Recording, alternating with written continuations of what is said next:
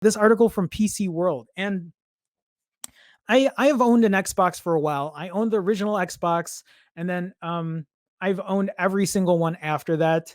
And I've owned it, and then I've sold it, and then I've owned it, and then I've sold it again. And then I ended up building my own PC, and I'm just like, I'm just gonna game on Steam.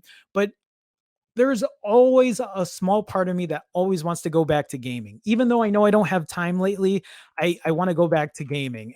And seeing this article from PC World saying why Microsoft needs an Xbox gaming laptop, here's the thing is I don't even own a TV anymore. When I moved to LA, when I moved out to California, I sold all my stuff and I didn't even buy a TV. I just ended up using my computer monitors for everything I needed. And then if I just wanted to like relax, I would just lay in bed and use my phone. And the thought of actually having a, a laptop that can play Xbox games, I think is a really good idea. I mean, the new Xbox that Microsoft put out is already pretty much a gaming PC. And I don't know, I feel like they could just convert that into a laptop and I would be so down for that.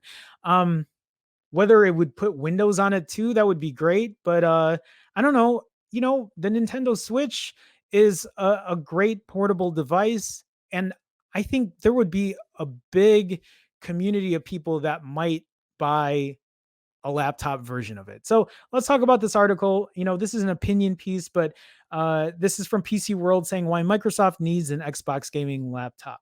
Xbox isn't just for consoles anymore, and a dedicated gaming laptop would let Microsoft flex its PC gaming muscles. I completely agree. It's a big week for Microsoft. Yesterday, it introduced an army of enticing Surface updates. Today, an Xbox event introduced the first batch of next gen games. I'm going to have to check that out because I haven't watched it yet. I'll have some time today, actually. So that'll be good. Coming to the Xbox Series X console launching this year.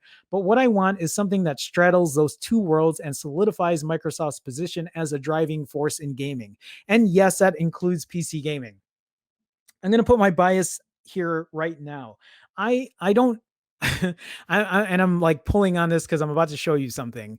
I um I am an Xbox guy. I've owned a Nintendo Switch and I sold it. And it's not that the Nintendo Switch wasn't good. I enjoyed it, but I really just didn't use it often.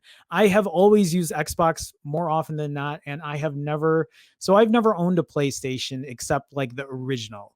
I've never owned anything. I think the PS1 and PS2 were the two that I owned. I've never owned anything after that. And I know there's a lot of Sony guys and I'm not a Sony person. And one of the reasons that I'm not a Sony person is this, um, is the Xbox controller. So yeah, I don't have an Xbox, but I play on PC and I play Rocket League. I have this is going to be very embarrassing to say, but I have over 2,000 hours of gameplay in Rocket League. 2,000 hours, guys. You can do the math. Um, so I when I had an Xbox, I also had Rocket League on there too. And I miss a lot of games on the Xbox and I would love to buy another one, but I just don't see myself sitting on the couch as often as I do anymore. I would love to play with an Xbox on a laptop. I think that would be awesome to kind of just carry it around, play a game or two.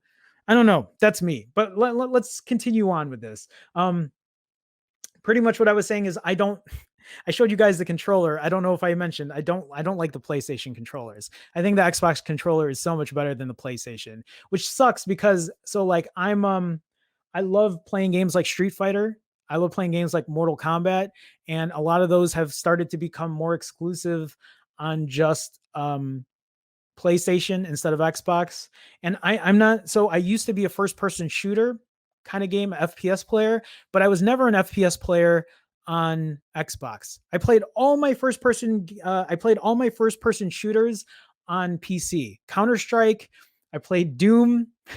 I'm showing my age. I play the original. Here's the thing. I play the original Doom game, the original Doom and Doom 2 games on a 56K modem. That's how old I am. I used to play that back in the day. My friend and I figured out using Telnet how to connect with a 56K and play Doom 2 multiplayer together.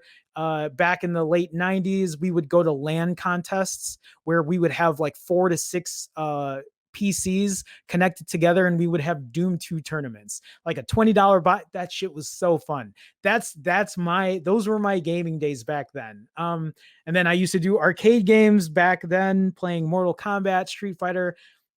It's yeah, very nerdy that way. And it's been a while. It's been a while. I don't think I've shared that with many people. Okay, let's continue going on here. I want an Xbox gaming laptop. Me too. Built with the same attention to detail as the Surface lineup, but focused on highlighting the best of Microsoft's gaming innovations and what's possible on the PC. I'm getting hot and bothered. That is such a nerdy. I'm getting hot and bothered just thinking about the idea of Microsoft's luscious pixel sense displays amped up to game ready 120 hertz plus refresh rates. If Microsoft really wanted to get crazy, it could even make an Xbox gaming laptop stand out from the gaming notebook hordes by integrating support for the fantastically fast Xbox Velocity architecture, add in SSDs debuting in the Xbox Series X. There's no shortage of gaming notebooks available, and Microsoft's PC partners probably wouldn't appreciate if the creator of Windows encroached even further on their turf. Done right, however, a dedicated Microsoft gaming laptop would leave no doubt that yes, Xbox matters for PC gamers too. Toss in a free subscription to Xbox Game Pass for PC for a few months, and it'd make one hell of a statement as the vanguard for Microsoft's PC gaming ambitions. Six says, damn, Jerome, you just became my best friend. LOL, the moment you said Xbox. Ishraq says, well, for me, at least the reason why I purchased a console to begin with is for exclusives. That's very true. There are a lot of people who are buying it just for exclusives. Games like Halo and Gears are moving to PC, and it's hard for me to really purchase it as I already have half. Yeah, I was also a big car guy, so I bought all the Forza games, and back then I even bought the steering wheel and the shifter and the pedals, and I bought all the high-end ones. I was really into it back then.